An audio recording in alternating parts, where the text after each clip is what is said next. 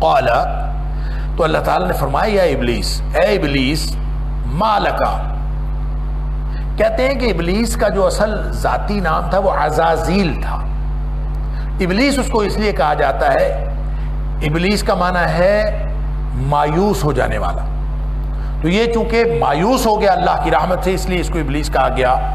قال یا ابلیس، اللہ تعالیٰ نے فرمایا کہ اے میری رحمت سے مایوس شخص، ما لکا، تجھے کیا ہوا ہے، اللہ تکون مع الساجدین، کہ تو سجدہ کرنے والوں میں سے نہیں ہوا، تجھے کیا مصیبت ہے، کیا تکلیف ہے، اور تو نے سجدہ کیوں نہیں کیا، کیا وجہ ہے؟ قال، اس نے کہا لم اکن لاسجد لبشر، میں ایسا نہیں ہوں کہ میں سجدہ کروں لبشر، ایک ایسے بشر کو، خلقتہ من صلصال من حمأ مسنون، جس کو تو نے کھنکتی ہوئی مٹی سے، جو کہ کالے سڑے ہوئے گارے سے بنی ہے، تو نے جس بشر کو اس سے بنایا ہے، میں اس کو سجدہ کروں؟ یعنی میں تو نہیں کرتا۔ اللہ اکبر، اندازہ کیجئے، یہ ہے وہ تکبر کہ بشر ہونا ابلیس کے خیال میں کم تر بات ہے، میں اس کو کیوں سجدہ کروں، تو بشر ہے، مٹی سے بنا ہوا بشر، میں اس کو سجدہ کروں۔ دوسری جگہ فرمایا کہ خلقتنی من نار وخلقتہ من طین، اے اللہ تو نے مجھے آگ سے پیدا کیا ہے، اس کو مٹی سے پیدا کیا ہے، اور یہ خود سے حساب لگا لیا ابلیس نے کہ جو مٹی ہے وہ کم تر ہوتی ہے آگ سے، اس نے خود حساب لگا لیا اور اس نے اپنے آپ کو اس سے بہتر کہا، انا خیر منہ، میں اس سے بہتر ہوں، یعنی اسی سے قیاس کر لیا۔ اور یہاں اس نے تکبر کرتے ہوئے ایک انتہائی حقارت کے انداز میں کہا کہ جس کو تو نے کالے سڑے ہوئے گارے سے اور مٹی سے پیدا کیا، میں اس کو سجدہ کروں؟ میں ایسا نہیں ہوں کہ اس کو سجدہ کروں۔ یہ ہے وہ تکبر کہ میں بہتر ہوں۔ تو ابلیس کو یوں لگا کہ جیسے بشر ہونا اور خاک سے بنا ہوا بشر ہونا شاید یہ کوئی کم تر بات ہے، ابلیس کو یہ لگا۔ تو اس کا مطلب پتہ ہے کیا ہے؟ کہ بشر کو کمتر سمجھنے والی جو فکر ہے یہ ابلیسی فکر ہے۔ ابلیس نے لوگوں کو دھوکے میں ڈالا ہے کہ بشر ہونا شاید حقارت کی دلیل ہے یا تحقیر کی دلیل ہے، یہ چھوٹا ہونے کی دلیل ہے یا کم تری کی دلیل ہے، ایسا ہرگز نہیں ہے۔ اللہ تعالیٰ نے تو بشر کو عزت دی ہے، اللہ تعالیٰ نے اس کو توقیر دی ہے۔ وَلَقَدْ كَرَّمْنَا بَنِي آدم، آدم کی اولاد کو تو ہم نے بڑی عزت اور تکریم دی ہے، اللہ تعالیٰ فرماتا ہے۔ اور پھر اللہ فرماتا ہے لَقَدْ خَلَقْنَا الْإِنسَانَ فِي أَحْسَنِ تَقْوِيمٍ، اس کو ہم نے بہترین تقویم میں پیدا کیا۔ تو بشر ہونا یہ کسی عزت اور توقیر اور تکریم کے منافی نہیں ہے، بشر ہونا عزت و توقیر کے منافی ہے، یہ ابلیسی فکر ہے۔ ابلیس اور اس کے چیلے یہ سمجھتے ہیں کہ کوئی ایسا مسئلہ ہے، وگرنہ ایسا کچھ نہیں، انی خالق بشر، اللہ تعالیٰ فرماتا ہے میں بشر کو پیدا کرنے والا ہوں۔ اب یہاں یعنی اللہ تعالیٰ نے خود بتا دیا تھا کہ بشر جو میں نے پیدا کرنا ہے من صلصال من حمأ مسنون، وہ کالے سڑے ہوئے گارے سے اور کھنکتی ہوئی مٹی سے بنا ہوگا۔ تو یہاں وہی دلیل، وہی جو اس کا اوریجن ہے، اس اوریجن کی ڈسکرپشن کو ابلیس نے کم تری کی دلیل بنا لیا۔ کہا جی لم اکن لاسجد، میں سجدہ کرنے والا نہیں، لبشر، ایک بشر کو، خلقتہ من صلصال من حمأ مسنون، جس کو کالے سڑے ہوئے گارے سے بنی ہوئی کھنکتی بجنے والی مٹی سے تو نے پیدا کیا، میں اس کو سجدہ کروں؟ میں نے نہیں کرنا۔ اللہ اکبر۔ قال فاخرج منها فإنك رجیم، اللہ نے فرمایا تو نکل جا یہاں سے، منہا، اس جگہ سے یا اس حالت سے جہاں بھی وہ تھا، فإنك رجیم، پس بے شک تو لعنت کیا ہوا ہے، تو مردود ہے، تو ریجیکٹڈ ہے، تو یہاں سے نکل۔ وَإِنَّ عَلَيْكَ اللَّعْنَةَ إِلَىٰ يَوْمِ الدِّينِ، اور بے شک تیرے اوپر میری لعنت ہو گئی، إِلَىٰ يَوْمِ الدِّينِ، قیامت والے دن تک تو اب میری لعنتوں میں رہے گا۔ لعنت کا مطلب ہوتا ہے اللہ کی رحمت سے دوری، تو گویا تو اللہ کی رحمت سے دور ہو گیا ہمیشہ ہمیشہ کے لیے۔ قال رب فانظرنی الی یوم یبعثون، کہتا ہے کہ اللہ تو مجھے مہلت دے دے۔ قال، اے اللہ تو مہلت دے دے۔ یہ قصہ آدم و ابلیس کسی حد تک سورہ بقرہ میں بھی ہم نے پڑھا، اور کافی تفصیل سورہ اعراف کے اندر بھی پڑھ لی، لیکن یہاں خاص پہلو ہے اس سیاق و سباق کے اندر۔ ایک تو اللہ کی قدرت کاملہ کا اظہار ہے اور اللہ تعالیٰ کی وحدانیت کی دلیل کے طور پر ہے اور عجائبات قدرت میں سے ہے، اور دوسرا یہاں تنبیہ ہے اور ایک انذار ہے اور دھمکی ہے ان لوگوں کو جو تکبر کرتے ہوئے حق کا انکار کرتے ہیں۔ تو ابلیس نے حق کا انکار کیا، استکبار کیا، تکبر کیا، قال فاخرج منها فإنك رجیم، فرمایا تو نکل جا یہاں سے، تو راندہ درگاہ ہے، تو لعنت کیا ہوا ہے، اب مردود ہے، وَإِنَّ عَلَيْكَ اللَّعْنَةَ، اور بے شک تیرے اوپر لعنت ہو گئی، إِلَى يَوْمِ الدِّينِ، روز جزا تک۔ قال رب فانذرنی، اس نے درخواست کی اللہ تو مجھے مہلت دے دے، إِلَى يَوْمِ يُبْعَثُونَ، جس دن سب لوگوں کو دوبارہ اٹھایا جائے گا اس دن تک مجھے تو مہلت دے دے، جب لوگ دوبارہ اٹھائے جائیں گے زندہ کر کے۔ قال فإنك من المنذرین، اللہ نے فرمایا جا تجھے مہلت دے گی، فإنك، پس بے شک تو ہے، من المنذرین، ان لوگوں میں سے جو مہلت دیے گئے ہیں، یعنی مہلت دیے گئے لوگوں میں سے ہے، تجھے مہلت دے دی گئی۔ إِلَى يَوْمِ الْوَقْتِ الْمَعْلُومِ، اس دن تک تجھے مہلت ہے، الوقت المعلوم، جس کا وقت مقرر کیا جا چکا، یعنی مقرر کیا جا چکا وقت جو ہے اس دن تک تجھے مہلت۔ قال، تو پھر ابلیس نے کہا، کیونکہ تکبر کر بیٹھا تھا، اللہ کا انکار کر بیٹھا تھا، لہٰذا اس نے پوری اپنی جو خباثت کا اظہار یوں کیا، رب بما اغویتنی، اب دلیل دے رہا ہے کہ اے میرے رب، جو تو نے مجھے راہ سے ہٹا دیا، مجھے گمراہ کر دیا، اور مجھے تو نے یہ راندہ درگاہ قرار دے دیا ہے، تو لَأُزَيِّنَنَّ لَهُمْ فِي الْأَرْضِ، تو میں لوگوں کے لیے ان کے گناہ جو ہے اور تیری نافرمانی جو ہے ان کو میں مزین کر کے دکھاؤں گا۔ لَأُزَيِّنَنَّ لَهُمْ فِي الْأَرْضِ، میں زمین میں مزین کر دوں گا ان کے لیے، وَلَأُغْوِيَنَّهُمْ أَجْمَعِينَ، میں ان سب کے تمام لوگوں کو گمراہ کروں گا۔ لَأُغْوِيَنَّهُمْ وَلَأُغْوِيَنَّهُمْ، میں لازماً ضرور گمراہ کروں گا ان سب کو، اجمعین، سارے کے سارے میں گمراہ کر لوں۔ اب یہ چیلنج ہے، اس نے اللہ کو چیلنج دے دی، ادھر سے مہلت لی اور مہلت دے کے چیلنج کر لیے، میں سارے کے سارے جو تیرے بندے ہیں ان کو گمراہ کروں گا۔ اللہ اکبر۔ الا عبادک منہم المخلصین، سوائے تیرے وہ بندے جو مخلص بندے ہیں، جو خالص کیے ہوئے ہیں، چنے ہوئے ہیں، ان بندوں کے علاوہ تو میں سب کو گمراہ کر لوں۔ یعنی یہ جو استثناء ہے کہ میرے بندے جو چنے ہوئے ہیں وہ گمراہ نہیں ہوں گے، الا عبادک منہم، سوائے ان بندوں کے جو تیرے ہیں، یہ ابلیس کہہ رہا ہے، المخلصین، جو چنے ہوئے ہیں۔ ایک تو اس کا مطلب ہے چنے ہوئے ہونا، خالص یخلص کا مطلب کسی کو چن لینا، اور دوسرا خالص یخلص کا معنی ہے خالص کرنا، جو خالص شدہ لوگ ہیں، جو اخلاص والے لوگ ہیں۔ اخلاص کیا ہوتا ہے؟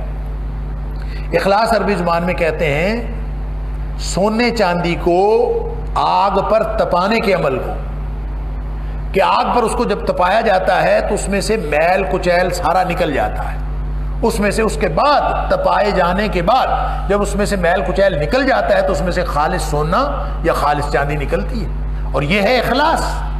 اللہ نے ہم سے جو دین کا مطالبہ کیا ہے وہ خالص دین کا مطالبہ کیا ہے، فَاعْبُدِ اللَّهَ مُخْلِصًا لَهُ الدِّينَ، اور اللہ تعالیٰ کے لیے بالکل دین کو خالص کر کے، اللہ ہم سے جو تقاضا ہے وہ خالص دین کا ہے، مخلصین لہ الدین، اللہ کے لیے دین کو خالص کرتے ہوئے۔ اور خالص کیسے کرنا ہے؟ جتنی بھی آلودگیاں ہیں، چاہے وہ باطن کی آلودگیاں ہیں، چاہے وہ ظاہر کی آلودگیاں ہیں، ان کو ہٹاتے جانا ہے۔ لہٰذا جن لوگوں نے آلودگیاں ہٹائی ہوئی ہیں، جو اخلاص کی منزل کو پہنچ چکے ہیں، فرمایا ان کو میں گمراہ، یہ ابلیس کی زبان سے کہلوایا کہ ابلیس کہتا ہے کہ ان کو میں گمراہ نہیں کر سکوں گا۔ اللہ فرماتا ہے اس نے خود ہی یہ استثناء اپنے چیلنج میں کر دیا تھا، الا عبادک منہ المخلصین، جو تیرے بندے خالص ہوں گے، اے اللہ میں ان کو گمراہ نہیں کر سکوں گا۔ قال، اللہ تعالیٰ نے فرمایا، ھذا علی مستقیم، ھذا صراط علی مستقیم، اللہ فرماتا ہے کہ یہ ہے وہ میرا رستہ جو میرے ذمے ہے، سیدھا رستہ دکھانا۔ کیا؟ کون سا سیدھا رستہ؟ لوگوں کو اخلاص پر قائم رکھنا، مخلص بندوں کو اور مخلص بندوں کو، جو چنے ہوئے بندے ہیں، ان کو شیطان کے شر سے بچانا، یہ سیدھا رستہ ہے۔ اور اللہ فرماتا ہے کہ یہ میرے ذمے ہے۔ ان عبادی لیس لک علیہم سلطان۔ شیطان کو اللہ نے اس کے چیلنج کے جواب میں فرمایا ان عبادی، سن میرے بندے، لیس لک علیہم سلطان، میرے بندوں کے اوپر تیرا کوئی غلبہ زور نہیں چلے گا۔ اس کا مطلب ہے جو اللہ کا بندہ ہوتا ہے وہ شیطان کے چنگل سے آزاد ہو جاتا ہے۔ سبحان اللہ۔ من کان للہ کان اللہ لہ، جو اللہ کا ہو جاتا ہے، نبی اکرم صلی اللہ علیہ وسلم نے فرمایا اللہ اس کا ہو جاتا ہے، لہذا جو اللہ کا بندہ بن جائے اللہ اس کو فرماتا ہے ان عبادی، جو میرے بندے ہیں، میرے غلام ہیں، لیس لک علیہم سلطان، ان کے اوپر تیرا کوئی غلبہ نہیں چلے گا۔ اللہ اکبر۔ اصل میں شیطان کا غلبہ ان لوگوں پر چلتا ہے، یا تو وہ لوگ جو شیطان کے بندے ہوتے ہیں تو ان کے اوپر غلبہ ہوتا ہے، وہ ان کو اپنا دوست بنا لیتا ہے، اور جو شیطان کے بندے بن جاتے ہیں پھر ان کو وہ تنگ نہیں کرتا۔ دوسرے وہ ہیں جو اللہ کے بندے اللہ کی حفاظت میں چلے جاتے ہیں، اور جو اللہ کی حفاظت میں چلے جاتے ہیں وہ بھی شیطان کے چنگل سے آزاد ہو جاتے ہیں۔ اللہ فرماتا ہے ان عبادی لیس لک علیہم سلطان، میرے بندوں کے اوپر تیرا زور نہیں چلے گا، ان کو تو گمراہ نہیں کر سکتا۔ البتہ وہ بندے جو ایک طرف اللہ کے بندے بنتے ہیں اور درمیان میں کچھ باتیں شیطان کی مانتے ہیں، اپنی مرضی کا لائف سٹائل اپنا ہوا ہوتا ہے، اپنی مرضی کی زندگی گزار رہے ہوتے ہیں، کچھ اللہ کی مرضی کر لی، کچھ شیطان کی مرضی کر لی، کچھ اپنی خواہش کی مرضی کر لی، یہ وہ لوگ ہوتے ہیں جو شیطان کے لیے نرم چارہ ثابت ہوتے ہیں، لہذا ان کے اوپر شیطان ہمیشہ حملہ آور ہوتا ہے۔ شیطان ان کے اوپر سارے اپنے ہتھکڑیاں آزماتا ہے، اپنے سارے حربے آزماتا ہے۔ فرمایا کہ ان عبادی لیس لک علیہم سلطان، میرے بندوں کے اوپر تیرا کوئی زور نہیں چلے گا، کوئی غلبہ نہیں ہوگا۔ الا من اتبعک من الغاوین، سوائے ان لوگوں کے جو ہیں تو میرے بندے لیکن تیرے پیچھے چل پڑتے ہیں اور گمراہ ہو جاتے ہیں، اور گمراہی کا رستہ جو اختیار کرتا ہے پھر وہ خود ہی پھنستا ہے۔ گویا جو خود شیطان کے پیچھے نہ چلے اور اللہ کی نافرمانی کا مرتکب نہ ہو، اس کو شیطان کوئی نقصان نہیں پہنچا سکتا۔ یعنی جو بندہ اللہ کی غلامی میں زندگی گزار رہا ہے اور وہ شیطان کی کوئی بات ماننے کے لیے تیار نہیں ہے، شیطان لاکھ زور لگا لے اس کا کوئی نقصان نہیں کر سکتا اور اس کو گمراہ نہیں کر سکتا۔ اللہ اکبر۔ فرمایا الا من اتبعک من الغاوین، جو گمراہ لوگوں میں سے تیرے پیچھے چل پڑتے ہیں وہ تو ان کے اوپر تیرا غلبہ اور تیرا زور چل سکتا ہے۔ وَإِنَّ جَهَنَّمَ لَمَوْعِدُهُمْ أَجْمَعِينَ، اور سن لیجئے کہ جو تیرے پیچھے چلنے والے گمراہ لوگ ہیں ان سب کے لیے جو وعدہ ہے وہ جہنم ہے۔ اللہ اکبر۔ ان سب کو اکٹھے جہنم میں جانا ہے۔ وَإِنَّ جَهَنَّمَ، اور بے شک جو جہنم ہے، لَمَوْعِدُهُمْ، یہی ان سے وعدہ ہے یا ان کے وعدے کی جگہ جو ہے وہ جہنم ہے۔ اجمعین، سارے کے سارے وہاں اکٹھے کیے جائیں گے۔ ان سب سے اکٹھا متبوع بھی، تابع بھی، آگے لگنے والے، پیچھے لگنے والے، شیطان بھی، ان کے چیلے بھی، سب کے لیے، اور انسانوں میں سے بھی جو گمراہ ہیں سب کے لیے ان جہنم لموعدہم، ان کے لیے جو وعدے کی جگہ ہے وہ جہنم ہے۔ اجمعین، کہ سب کو وہاں اکٹھا کیا جائے۔ اللہ اکبر۔ لہا سبعۃ ابواب، اس جہنم کے 7 دروازے ہیں۔ لکل باب منہم جزء مقسوم، اور ہر دروازے سے ایک حصہ ہے ان کے لیے تقسیم کیا ہوا، بٹا ہوا، تقسیم کیا ہوا ایک حصہ ہے ہر ایک کے لیے ایک دروازے سے۔ کیا مطلب؟ کہ مختلف دروازے ہیں، جہنم کے 7 دروازے ہیں اور جنت کے جو ہے وہ 8 دروازے ہیں۔ بہت ساری احادیث کے اندر آیا جنت کے 8 دروازے ہیں۔ اللہ اکبر۔ اب جنت کے 8 دروازے کیوں ہیں اور جہنم کے 7 دروازے کیوں ہیں، ویسے تو اللہ ہی جانتا ہے کیوں، لیکن بعض لوگوں کا خیال یہ ہے کہ نیکیاں کرنے والے، جیسا کہ حدیث کے اندر بھی تفصیل آتی ہے کہ فلاں دروازہ جنت کا جو ہے وہ روزے داروں کا ایک جنت کا دروازہ ہوگا، ایک جہاد کرنے والوں کا جنت کا دروازہ ہوگا، نمازیوں کا جنت کا دروازہ ہوگا، مختلف دروازوں سے پکارا جا رہا ہوگا، نمازی اس دروازے سے آ جائیں، روزے دار اس دروازے سے آ جائیں، مجاہدین اس دروازے سے آ جائیں، لوگوں کے ساتھ بھلائی کرنے والے اس دروازے سے آ جائیں، تو نیکیوں کی نوعیت کے اعتبار سے مختلف دروازوں سے جنت میں بلایا جائے گا۔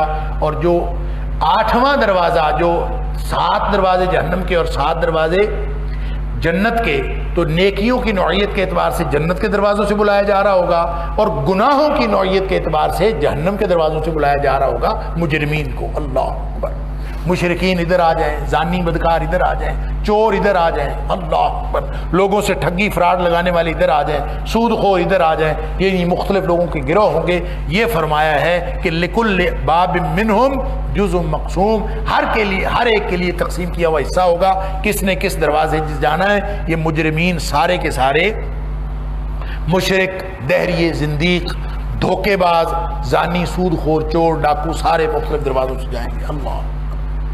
8واں دروازہ جو جنت کا زائد ہے، اس کے بارے میں بعض مفسرین کا خیال یہ ہے کہ اللہ نے 8 دروازے اس لیے رکھے ہیں جنت کے، ایک دروازہ زائد اس لیے رکھا ہے کہ کچھ ایسے موحدین ہوں گے، ایسے توحید والے ہوں گے جو بالکل معصوم لوگ ہوں گے، اور اپنی معصومیت میں ہوں گے موحد، لیکن وہ معصومیت میں کوئی بہت زیادہ نیکیاں نہیں کر سکے ہوں گے، لیکن ان کی موحد ہونے کی وجہ سے، ان کی توحید ہونے کی وجہ سے اللہ تعالیٰ ان کو جنت میں داخل کر دے گا۔ واللہ اعلم۔ کیونکہ بعض حدیث میں بھی آتا ہے کہ ایک شخص آئے گا، اس کے پاس 99 رجسٹر ہوں گے اس کے گناہوں کے، جس کے اندر گناہوں کی فہرستیں بنائی ہوئی ہوں گی۔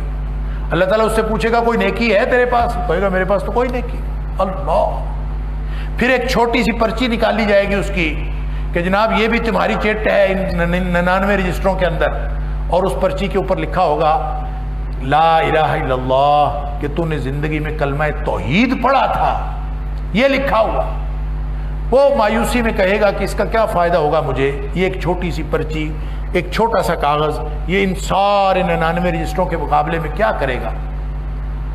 تو نبی اکرم صلی اللہ علیہ وسلم نے فرمایا کہ ایک طرف ترازو کے پلڑے میں ایک طرف وہ 99 رجسٹر رکھے جائیں گے اس کے گناہوں کے، اور ایک طرف لا الہ الا اللہ رکھا جائے گا، اور لا الہ الا اللہ کا پلڑا بھاری ہو جائے گا۔ اللہ اکبر!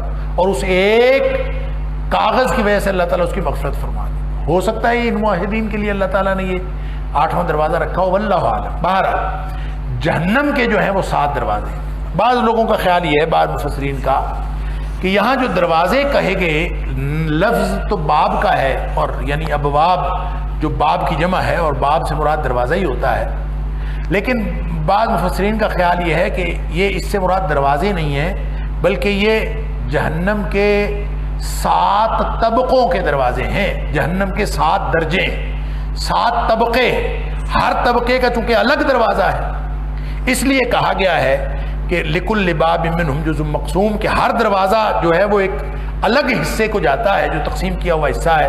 یعنی کوئی دروازہ جو ہے وہ جہنم کے سب سے نچلے حصے کا، نچلے طبقے کا دروازہ ہوگا، کوئی اس سے اوپر والا، کوئی اس سے اوپر والا۔ اللہ اکبر! اللہ ہی جانتا ہے۔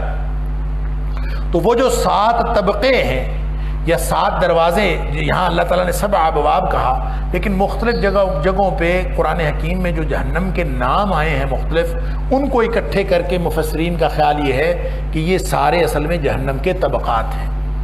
اس میں کہتے ہیں کہ جو سب سے اوپر والا ہے وہ جہنم ہے، اس کے نیچے لظا ہے، اس کے نیچے حطامہ ہے، اس کے نیچے سعیر ہے، اس کے نیچے سقر ہے، اور اس کے نیچے جحیم ہے، اور پھر اس کے نیچے حاویہ ہے۔ واللہ اعلم۔ اللہ! یہ سارے نام قرآن حکیم میں بھی آئے، اور ہو سکتا ہے کہ جہنم کی مختلف حالتیں ہوں، لیکن جب اللہ تعالیٰ فرماتا ہے لہا 7 ابواب لکل باب منہم جزء مقسوم، کہ ہر ایک کے لیے تقسیم کیا ہوا حصہ ہے ہر دروازے سے، تو 7 دروازے ہیں، تو ہو سکتا ہے کہ 7 طبقے ہی اس سے مراد۔ اسی طرح جو سورہ نساء کے اندر ہم پڑھ آئے ہیں کہ اللہ تعالیٰ نے منافقین کے بارے میں فرمایا کہ ان المنافقین فی الدرک الاسفل من النار، کہ جو منافقین ہیں وہ جہنم کے سب سے نچلے درجے میں ہوں گے۔ اللہ اکبر!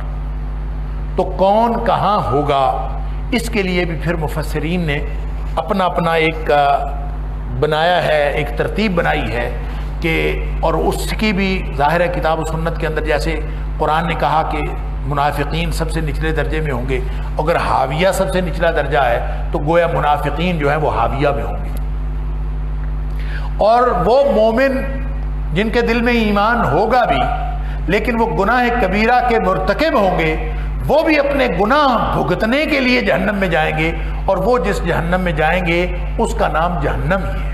تو گویا جو جہنم سب سے اوپر والا ہے اس کے اندر مومن جائیں گے، گناہ گار مومن جنہوں نے دنیا میں گناہ کیے ہوں گے بہت سارے لیکن دل میں ایمان ہوگا، ان کو اللہ تعالیٰ سزا بھگتنے کے لیے، اپنے جو توبہ کیے بغیر مر گئے اور وہ دل میں ایمان بھی رکھتے ہیں تو وہ اپنی سزا بھگتیں گے۔ تو سب سے اوپر والے جہنم کے اندر، جس کا نام ہی جہنم ہے، جو سب سے اوپر والا طبقہ ہے جہنم کا، اور سب سے نیچے والا حاویہ، ان المنافقین فی الدرک الاسفل من النار واللہ اعلم۔ اسی طرح امام شوکانی نے فتح القدیر کے اندر اس کو انہوں نے کہا جی پہلے پہ مومن ہوں گے جو گناہ گار ہیں، اور اسی طرح دوسرے میں یہودی ہوں گے، اور تیسرا طبقہ یعنی لظا جو ہے اس میں یہودی ہوں گے، اور حطامہ جو ہے اس میں عیسائی ہوں گے، سعیر کے اندر صابی ہوں گے، اور اسی طرح سقر کے اندر مجوسی ہوں گے، اور جحیم کے اندر مشرکین اور کافر جتنے بھی دیگر قسم کے ہیں وہ سارے جحیم کے اندر ہوں گے، اور سب سے آخری جو حاویہ ہے اس کے اندر منافقین ہوں گے، کیونکہ یہ عام کافرین سے اور عام مشرکین سے زیادہ بڑے مجرم ہیں کہ یہ اپنے دل کے اندر کفر تھا اور اس کو چھپائے ہوئے تھے، واللہ اعلم۔ تو جزء مقسوم کا یہ معنی ہو سکتا ہے کہ اللہ تعالیٰ نے ہر ایک کے لیے تقسیم کیا ہوا حصہ ہے۔ ان المتقین فی جنات وعیون، سبحان اللہ، یہ قرآن کا اسلوب ہے کہ متقابل اسی وقت فوراً جو ہے تقابل میں، اگر جنت کا ذکر ہوتا ہے تو تقابل میں جہنم کا ذکر، اور اگر جہنم کا ذکر ہوتا ہے تو تقابل میں جنت کا ذکر، تاکہ ہمارے دلوں کے اندر جو رحمت کی باتیں، امید کی باتیں وہ بھی موجود رہیں، یعنی صرف خوف ہی خوف نہ ہو، اس لیے کہ ایمان تو خوف اور رجا کے درمیان ہوتا ہے۔ ایمان میں امید بھی ہوتی ہے اور ایمان میں خوف بھی ہوتا ہے، اگر صرف امید ہو تو بھی ایمان کوئی نہیں۔ الایمان بین الخوف والرجاء، اللہ اکبر، امید بھی اور خوف بھی، پکڑا نہ جاؤں یہ خوف ہونا چاہیے، امید کہ میں بخشا جاؤں گا۔ تو ظاہر ہے جہنم کا ذکر یہ خوف دلاتا ہے، اور جنت کا ذکر یہ امید دلاتا ہے، اور انسان کی خوف اور امید کی دونوں چیزوں کو، شخصیت کے دونوں حصوں کو اللہ تعالیٰ نے مخاطب کرنے کے لیے بات ارشاد فرمائی، جیسا کہ صحیح مسلم شریف کی حدیث ہے، نبی اکرم صلی اللہ علیہ وسلم نے فرمایا کہ لو یعلم المومن ما عند اللہ من العقوبہ، اگر مومن کو یہ پتہ چل جائے کہ اللہ کی پکڑ کتنی شدید ہے، اللہ اکبر، لو یعلم المومن، اگر مومن کو علم ہو جائے ما عند اللہ من العقوبہ، کہ اللہ کی پکڑ کتنی سخت ہے، اگر مومن کو پتہ چل جائے، ما طامع بجنتہ احد، اللہ اکبر، تو کوئی مومن بھی اس کی جنت کی امید نہ رکھے، ہر ایک اتنا ڈر جائے کہ کہیں میں پکڑا نہ جاؤں۔ اور ساتھ فرمایا وَلَوْ يَعْلَمُ الْكَافِرُ مَا عِنْدَ اللَّهِ مِنَ الرَّحْمَةِ، سبحان اللہ، اگر کافر کو بھی پتہ چل جائے نا کہ اللہ کی رحمت کتنی وسیع ہے، سبحان اللہ، تو ما قانت من جنتہ احد، تو کوئی کافر بھی اللہ کی جنت سے مایوس نہ ہو، سبحان اللہ۔ تو مایوسیوں سے بچانے کے لیے، امید دلانے کے لیے اللہ تعالیٰ ساتھ ہی جنت کا ذکر فرماتا ہے، ان المتقین، جنت میں مجرمین نہیں جا سکتے، جنت میں مشرکین نہیں جا سکتے، جنت میں متکبرین نہیں جا سکتے، جنت میں کس نے جانا ہے؟ متقین۔ ان المتقین، متقین کون ہے؟ جو ہر لمحہ اپنے اللہ کی ناراضگی سے بچنے کی کوشش کرتے ہیں اور ہر لمحہ اللہ کی رضامندی حاصل کرنے کی کوشش کرتے ہیں، ان کے دلوں کے اندر یہی جذبہ ہوتا ہے۔ اس لیے کہ نبی اکرم صلی اللہ علیہ وسلم التقویٰ ہاہنا، تقویٰ یہاں ہوتا ہے، گویا دل میں یہی جذبہ لیے ہوئے انسان کہ میں کوئی ایسی حرکت سرزد نہ کر بیٹھوں مجھ سے ایسی کوئی حرکت سرزد نہ ہو جائے جو اللہ کی ناراضگی کا باعث بن سکتی ہے، اور کوئی چھوٹے سے چھوٹا عمل ہونے سے رہ نہ جائے جو اللہ کی رضامندی کا سبب بن سکتا ہے۔ جس کے دل میں یہ تڑپ اور یہ جذبہ پیدا ہو گیا وہ متقی ہے، اور جو اسی کے اوپر زندگی گزارنے لگا وہ ہے صحیح معنوں میں متقی۔ فرمایا ان المتقین، جو متقی ہیں اللہ کی ناراضگی سے بچنے والے اور اللہ کی رضامندی حاصل کرنے کی تڑپ رکھنے والے، فی جنات وعیون، وہ جہنمیوں کے مقابلے میں وہ تو جنتوں میں ہوں گے، وعیون اور چشموں میں ہوں گے۔ ادخلوها بسلام آمنین، ان کو کہا جائے گا کہ اس جنت میں داخل ہو جاؤ سلامتی کے ساتھ اور بے خوف و خطر، تمہارے اوپر کوئی خطرہ نہیں ہے، کوئی خوف نہیں ہے۔ اللہ اکبر۔